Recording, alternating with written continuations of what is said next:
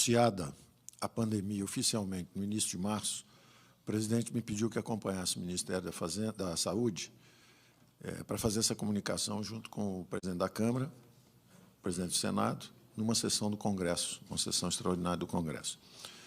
Chegamos lá e imediatamente conseguimos 5 bilhões iniciais, e eu até na ênfase e no esforço do momento de pegar aquele recurso que era objeto de uma disputa política, eu disse, bom, esses 5 bilhões já vão nos ajudar a pulverizar o coronavírus. Não que eu pensasse que fossem só os 5 bilhões, mas era um uso muito melhor para aquele dinheiro do que a disputa política, na época que estava havendo em torno de uma emenda de relator. Eram 15 bilhões, 5 nós já tiramos naquela reunião e jogamos imediatamente para o ministro da Saúde. Ali começou uma grande escalada em busca de recursos ainda infraconstitucionais, porque não havia o espaço constitucional para nós gastarmos. Então, o que fizemos imediatamente, primeiro movimento, Banco Central reduzindo compulsórios, 200 bilhões. Logo em seguida, Caixa Econômica Federal anuncia linhas de crédito 100 bilhões. BNDES anuncia linhas de crédito 50 bilhões. São 350 bilhões nas primeiras semanas de linhas de crédito em bancos públicos oficiais e redução de compulsório para os bancos privados. Imediatamente, atenção para os idosos e mais vulneráveis. 150 bilhões em antecipação de benefícios a pensionistas e aposentados, assim como diferimento também de recolhimento de Simples e de FGTS para as pequenas empresas. Então, imediatamente atacamos com o espaço, ainda no espaço infraconstitucional, como ajudar pequenas e médias empresas, diferindo impostos e antecipando recursos para os idosos e os mais vulneráveis. O Supremo e a Câmara, e o Congresso e o Senado abriram, então, o espaço constitucional para os gastos. Imediatamente, o presidente lançou o Nenhum Brasileiro Fica para Trás, o auxílio emergencial. 150 bilhões exatamente para os mais frágeis brasileiros, os desassistidos, os invisíveis, os mais vulneráveis que precisariam de recursos. Se fosse para ficar em casa, como é que eles iam comer? Como é que eles iam se sustentar durante 1, 2, 3 meses? O presidente, então, lançou o auxílio emergencial, foram 150 bilhões, e seguidos logo depois de uma outra transferência também importantíssima, que preservou 10 milhões de empregos nos mercados oficiais. Ao mesmo tempo que em 38 milhões de brasileiros foram lançados ao descoberto, completamente abandonados, e o presidente, então, nos ajudou a formular esse programa de auxílio emergencial, havia também, no mercado formal, a importância de preservarmos empregos. Nas últimas 6, 7 semanas, nos Estados Unidos, foram destruídos 32 milhões de empregos no mercado formal e, no Brasil, foram preservados, registrados, cadastrados, a manutenção de 10 milhões de trabalhadores, graças ao programa que chamamos de BEM, os benefícios emergenciais. A empresa negocia, renegocia o salário e o governo entra bancando a diferença, pagando uma parte da diferença, de forma que a empresa, em vez de demitir, ela reduz um pouco o salário e o governo suplementa. Chamamos até de um programa de suplementação de salários. Foi muito bem sucedido esse programa, e com esses 150 bilhões, por um lado, para o auxílio emergencial, e mais 50 bilhões, por outro, para a manutenção de emprego, já chegamos, então, a 700 bilhões de reais, lançando uma camada de proteção para salvar vidas e preservar empregos. Até esse momento, nós já éramos, do ponto de vista de esforço fiscal, o país emergente com o maior número de gastos, o maior volume de gastos para combate ao coronavírus. Nós gastamos 2 vezes a média dos países emergentes e nós gastamos 10% acima da média dos países avançados. Enquanto estavam dizendo aqui que o Brasil não fazia nada contra a crise. Nós estávamos gastando o dobro dos emergentes, 10% acima da média dos avançados, e sendo criticados porque não estávamos fazendo nada. Bom, imediatamente após, já tínhamos, então, totalizado 700 bilhões de gastos, Imediatamente após, fizemos a articulação com estados e municípios. Já tínhamos mandado, antes desse acordo agora, recentemente celebrado com estados e municípios, 50 bilhões para estados e municípios. O presidente sempre disse que o dinheiro tem que ir para a ponta, para onde o povo está. Isso estava totalmente compatível com o nosso programa de Mais Brasil, com o nosso programa de fortalecimento do Pacto Federativo. Então, nós já tínhamos colocado aí quase 50 bilhões em estados e municípios.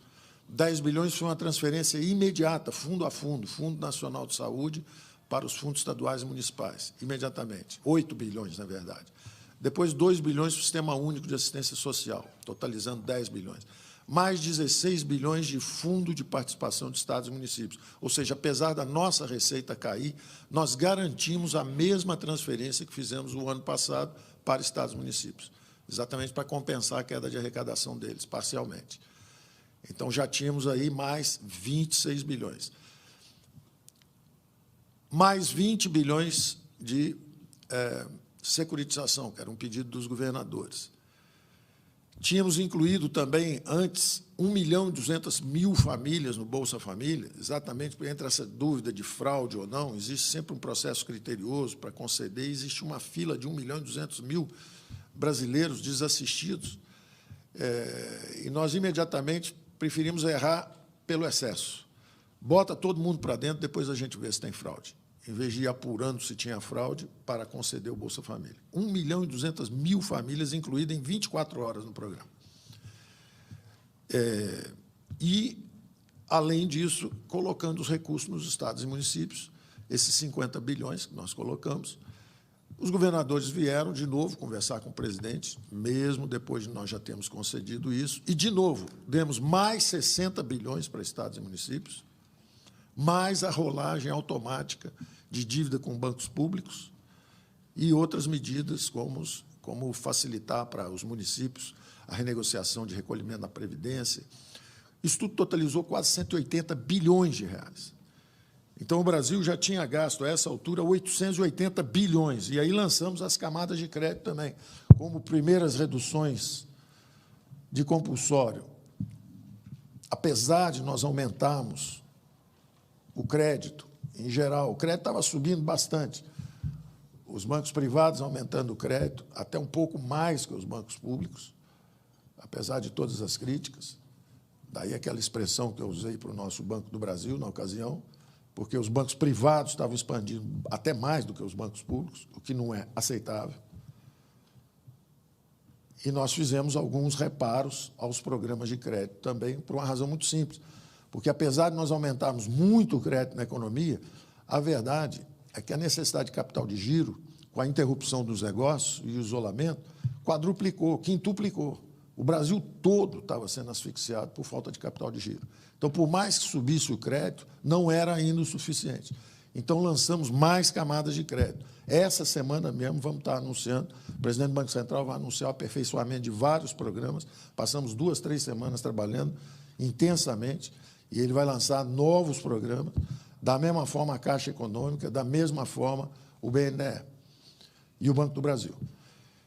Então, vem aí mais 36 bilhões, já existiam 36 bilhões do folha de pagamentos, não estavam funcionando, os canais estavam entupidos, nós estamos desentupindo, o presidente do Banco Central vai anunciar isso essa semana, como é que nós vamos desentupir isso, mais 15,9 bilhões de FGO, que nós dizemos, na verdade, pela primeira vez, 3.200.000 contribuintes, pequenas empresas ou pequenas pessoas jurídicas, que sempre pagaram o Simples, sempre recolheram impostos, sempre foram chamados para a Receita para contribuírem, dessa vez estão sendo chamados pela Receita para receberem até 30% do faturamento médio mensal dos últimos 12 meses.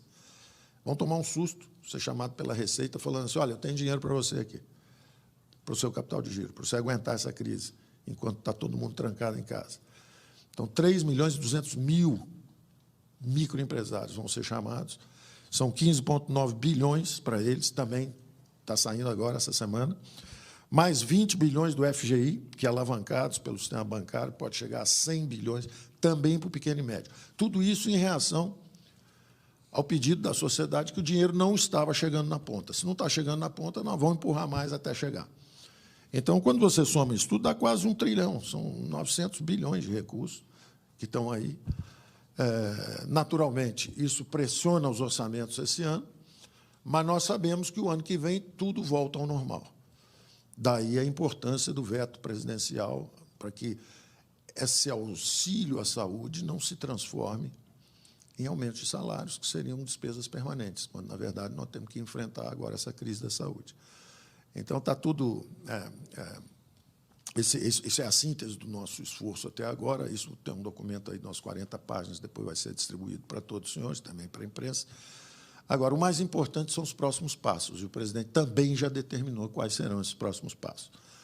O presidente já lançou e comunicou isso, que por 2 meses nós vamos estender o auxílio emergencial.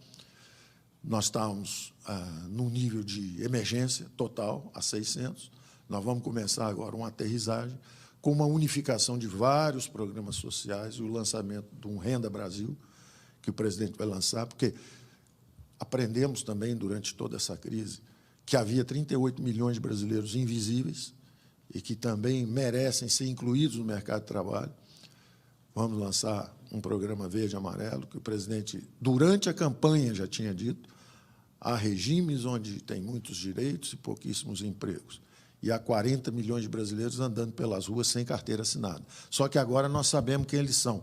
Nós digitalizamos e temos o endereço de cada um. E nós vamos formalizar esse pessoal todo, porque eles são brasileiros como todo mundo e eles eram invisíveis. Então, nós vamos estar lançando isso daqui a pouco. Então, o primeiro passo, vamos lançar essa camada de proteção com a extensão do auxílio emergencial por 2 meses. Enquanto isso, organiza-se a volta, o retorno seguro ao trabalho, dentro dos bons protocolos. Esse é um outro trabalho que a economia, durante esse período, fez também, quer dizer, junto com o Ministério da Saúde, pegando os protocolos no mundo inteiro. E há exemplos, inclusive no Brasil, de indústria de construção civil que manteve 93% da capacidade operando, 55 mil trabalhadores e menos de 20 mortes por coronavírus, exatamente porque estavam medindo temperatura, testando, tratando e monitorando com bons protocolos. Então, vem a nova fase aí, uns 60 dias, a gente espera que esses 60 dias, pelo menos, de auxílio emergencial que o presidente está estendendo, que nesses 60 dias haja essa organização de retorno seguro ao trabalho e depois entramos, então, numa fase, finalmente, de decolarmos novamente, atravessando as 2 ondas. Esse é o desafio à frente.